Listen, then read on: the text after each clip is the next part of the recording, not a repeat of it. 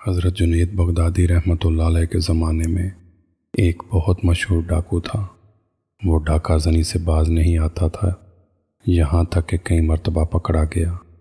قاضی اسے ہر بار پکڑے جانے پر کبھی 100، کبھی 200، کبھی 300 درہم کی سزا دیتے۔ اسے اس وقت تک 16,000 درے لگ چکے تھے، مگر وہ اس کبھی فعل سے باز نہیں آتا تھا۔ حتیٰ کہ اس کا ایک ہاتھ بھی کاٹ دیا گیا، مگر وہ باز نہ آیا اور اپنے ایک ہاتھ سے ہی چوری اور ڈاکہ زنی کرتا رہا۔ لوگ اس سے بہت خوف زدہ رہتے تھے، کوئی اس کے سامنے جانے کی جرات نہ کرتا۔ ایک دن ایسا ہوا کہ وہ ڈاکو حضرت جنید بغدادی رحمۃ اللہ علیہ کے گھر چوری کی نیت سے داخل ہو گیا۔ حضرت جنید بغدادی رحمۃ اللہ علیہ نے تجارت کی غرض سے کچھ کپڑے اور دیگر اشیاء منگوا کر رکھی ہوئی تھی اور انہیں 2-3 گٹھڑیوں میں باندھ کر رکھا تھا۔ مشہور ڈاکو جب دیوار کود کر گھر میں داخل ہوا تو اسے وہ سامان جو گٹھڑیوں میں بندھا پڑا تھا نظر آ گیا۔ وہ ایک ہاتھ ہونے کے باعث ان کو اٹھا کر لے جانے سے قاصر تھا اور ابھی یہی سوچ رہا تھا کہ کسی کو اس سامان کو اٹھا لے جانے کے لیے مدد کے لیے لایا جائے کہ اسی اثناء میں حضرت جنید بغدادی رحمۃ اللہ علیہ نماز تہجد کے لیے نیند سے بیدار ہوئے اور اپنے گھر کے صحن میں تشریف لائے۔ ڈاکو کی نظر آپ پر پڑی اور اس نے سمجھا کہ شاید یہ اس گھر کا کوئی نوکر ہے جو مالکوں کے بیدار ہونے سے قبل گھر کے کام کے لیے بیدار ہوا ہے۔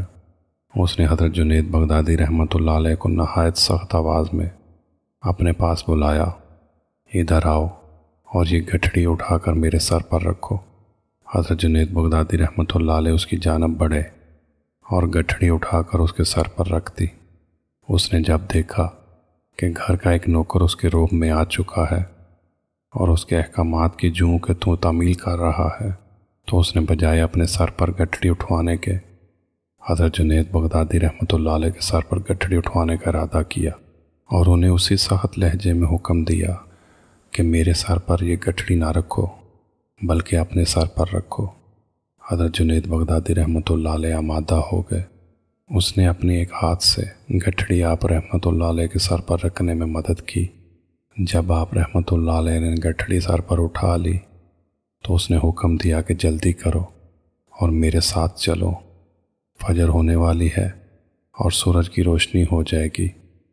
اس سے پہلے تم نے یہ گٹھڑی میری مطلوبہ جگہ تک چھوڑ کر آنی ہے، اور اگر تم نے دیر کی تو میں ڈنڈے سے تمہاری مرمت کروں گا۔ حضرت جنید بغدادی رحمۃ اللہ علیہ اپنا مال اپنے سر پر رکھ کر اس کے گھر کی جانب چل پڑے۔ حضرت جنید بغدادی رحمۃ اللہ علیہ راستے میں تھک گئے۔ وزن زیادہ ہونے کے باعث آپ کا سانس بھی پھول چکا تھا۔ آپ کی رفتار آہستہ ہو جاتی، جس پر وہ بدنام زمانہ ڈاکو آپ کو ڈنڈے سے مارنے لگ جاتا، یہاں تک کہ حضرت جنید بغدادی رحمۃ اللہ علیہ وہ گٹھڑی سر پر اٹھائے اس کے گھر تک پہنچا دیتے اور گھر واپس آ جاتے ہیں۔ بدنام زمانہ ڈاکو نے ایک دن گزارا۔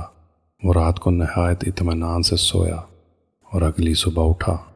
اسے خیال آیا کہ جس گھر میں نے گزشتہ روز چوری کی واردات کی ہے اور سامان مسروقہ اسی گھر کے نوکر کے ذریعے یہاں تک لایا ہوں، کہیں وہ میرا راز فاش نہ کر دے۔ مجھے اس سے متعلق خبر رکھنی چاہیے اور چل کے دیکھنا چاہیے کہ آیا وہاں لوگ جمع ہیں یا نہیں۔ اگر تو جمع ہوئے تو یقیناً اس نوکر نے میرا راز فاش کر دیا ہوگا اور وہ تفتیش کر رہے ہوں گے، اور اگر وہاں خاموشی ہوئی تو یقیناً نوکر نے میرے متعلق کسی کو ڈر کے مارے نہیں بتایا ہوگا۔ چنانچہ وہ آپ رحمۃ اللہ علیہ کے گھر کی جانب چل پڑا۔ وہاں پہنچ کر کیا دیکھتا ہے کہ لوگ آ رہے ہیں اور گھر میں قطار در قطار داخل ہو رہے ہیں۔ گھر میں داخل ہونے والے افراد حلیے سے نہایت پرہیزگار اور متقی لگ رہے تھے۔ وہ بڑا حیران ہوا۔ اس نے کسی سے پوچھا کہ یہ لوگ کہاں جا رہے ہیں۔ اسے بتایا گیا کہ کیا جانتے نہیں کہ یہ گھر ایک بہت بڑے شیخ پیر کامل کا ہے۔ اس نے استفسار کیا کہ کیا میں ان کو دیکھ سکتا ہوں؟ بتایا گیا کہ ہاں دیکھ سکتے ہو۔ معلومات دینے والے نے اسے اپنے ساتھ لیا اور گھر میں داخل ہو گیا۔ اس دوران ڈاکو نے اپنا کٹا ہوا ہاتھ چھپا لیا کہ کہیں گھر کا نوکر اسے پہچان نہ لے۔ گھر میں داخل ہو کر اس نے دیکھا کہ وہی نوکر جس سے اس نے گٹھڑی اٹھوائی اور گھر تک مارتا ہوا لے گیا تھا وہ مسند ارشاد پر تشریف فرما ہے۔ معلوم کرنے پر پتہ چلا کہ یہ حضرت جنید بغدادی رحمۃ اللہ علیہ ہیں جو ولی کامل ہیں۔ اس کے دل کی دنیا بدل گئی، آپ کی مجلس میں گناہوں سے توبہ کی اور آپ سے بیعت ہوا۔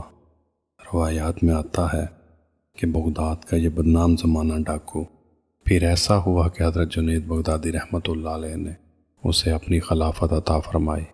اللہ والوں کی مجلس کا اپنا ہی اثر ہے، کہاں بغداد کا مشہور چور اور ڈاکو اور کہاں حضرت جنید بغدادی رحمۃ اللہ علیہ کا خلیفہ۔ یہ اللہ والوں کی محفل کا اثر تھا کہ دل کی دنیا بدل گئی اور راہ راست اختیار کی۔